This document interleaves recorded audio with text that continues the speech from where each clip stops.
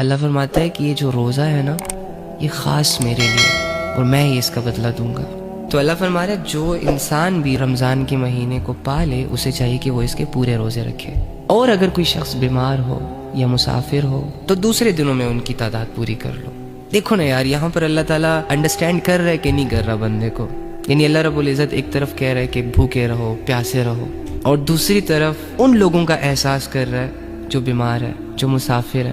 یعنی اس زمانے میں اگر سوچا جائے تو آج کل تو گاڑیاں ہیں، گرمیوں میں اے سی لگا ہوتا ہے، سردیوں میں ہیٹرز لگے ہوتے ہیں، لیکن اس وقت جو سفر ہوتا تھا وہ بہت مشکل ہوتا تھا. لوگ گدھوں گھوڑوں پہ سفر کیا کرتے تھے، تپتی ریت پر، دھوپ پر، چٹانوں پر چڑھا کرتے تھے. تو ظاہری سی بات ہے اتنی ٹف سچویشن میں 2 کلومیٹر چلنے کے بعد زبان باہر آ جاتی ہے پیاس سے. اگر پینے کو کچھ ملے نا تو جان حلق تک آ جاتی ہے. تو اللہ احساس کر رہا ہے نا مسافروں کا. اللہ کو پتہ ہے نا کہ سفر میں کیا حال ہوتا ہے. دیکھو اللہ کیسے جان رہا ہے انسان کی فیلنگز. تو مسافروں پر روزہ معاف کر دیا کہ اگر کوئی ضروری سفر ہے اٹس اوکے، نو پرابلم، آپ کے پاس آپشن ہے، چاہے تو آپ روزہ اسکپ کر دو، لیکن بعد میں پھر اس کی قضا بھی کرنی ہے رمضان کے بعد، جب تم ایزی ہو جاؤ، جب تم ریلیکس ہو جاؤ.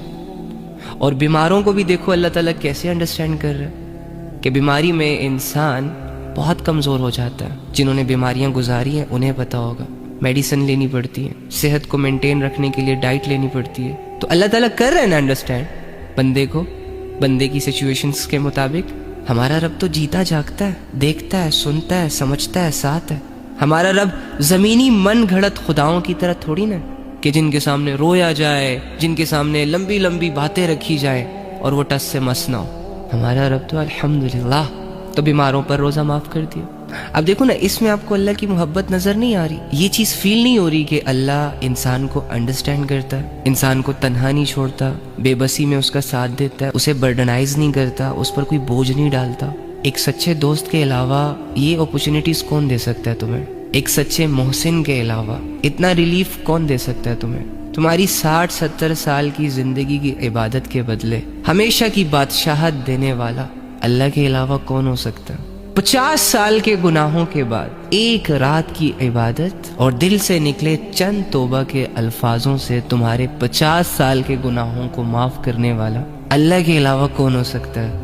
لیکن ایکچولی میں نا ہم بس اپنی اس زندگی کو لے کر جج کرتے رہتے ہیں. بڑے ججمنٹل لوگ ہیں ہم یار، غلط آبزرو کرتے ہیں ہم. حالت خراب ہے تو سمجھتے ہیں کہ جیسے سب کچھ ہی خراب ہے، اب زندگی میں کچھ بھی اچھا نہیں رہا. ابے یار تیرا رب تیرے ساتھ ہے، تو اپنے رب کے تعلق کو مینٹین کر کے رکھ. دنیا اجڑتی ہے تو اجڑنے دینا، تیرا لینا دینا ہی کیا ہے اس دنیا.